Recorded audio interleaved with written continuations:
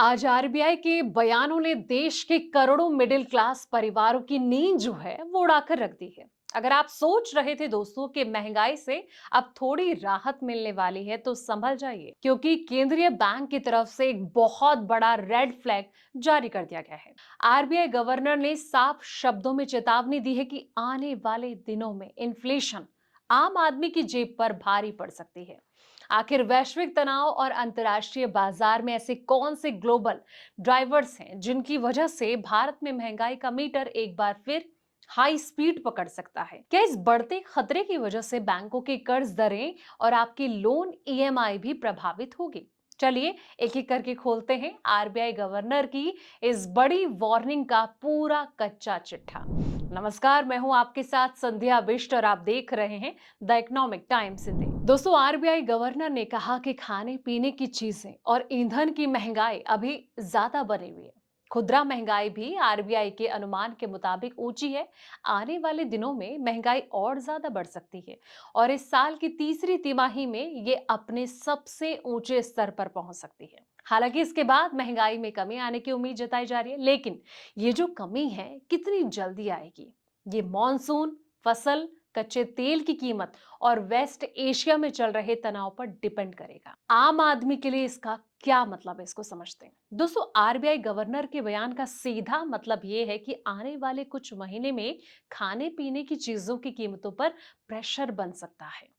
अगर सब्जियां, दाल, अनाज, दूध या खाने के तेल महंगे होते हैं तो इसका सीधा असर घर के बजट पर साफ तौर पर पड़ेगा और परिवार को उसी आमदनी में कम सामान खरीदना पड़ सकता है या फिर महीने का खर्च बढ़ सकता है। अब ईंधन महंगा होने का असर भी सिर्फ पेट्रोल और डीजल तक सीमित नहीं रहता।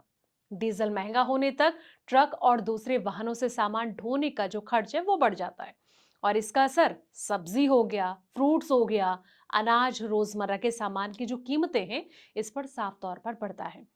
यानी अगर फूड और फ्यूल की कीमतें बढ़ती हैं तो आम आदमी को बाजार में महंगा सामान मिलता है और घर का जो खर्च है वो बढ़ जाता है।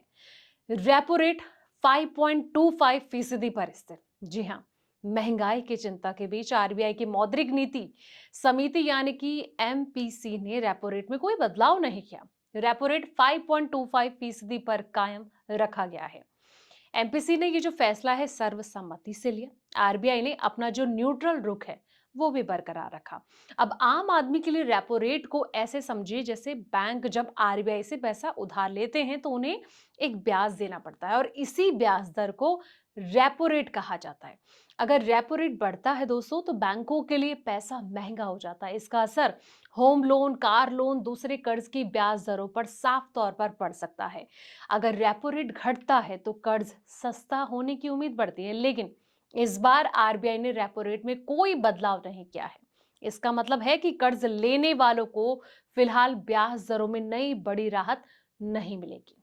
साथ ही तत्काल तौर पर ब्याज दर बढ़ने का जो खतरा है वो भी नहीं है।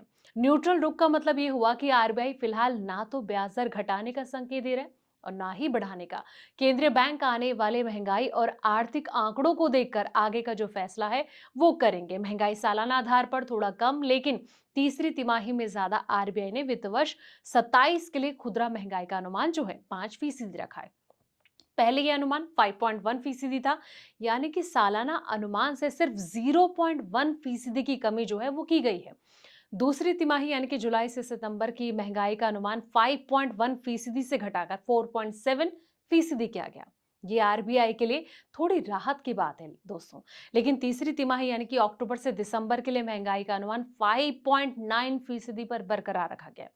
इसका मतलब है कि आरबीआई को इस अवधि में महंगाई सबसे ज्यादा रहने की आशंका है। अब चौथी तिमाही यानी कि जनवरी से मार्च के लिए महंगाई का अनुमान पहले से 5.4% से बढ़ाकर 5.5% कर दिया गया है और ऐसे में अगर इसे सीधे तौर पर कहा जाए तो पूरे साल का औसत अनुमान थोड़ा घटा है, लेकिन आने वाले महीने में महंगाई का दबाव खत्म नहीं हुआ है। खास करके साल के बीच और आखिर में खाने पीने की चीजें और ईंधन की कीमतें चिंता बढ़ा सकती हैं।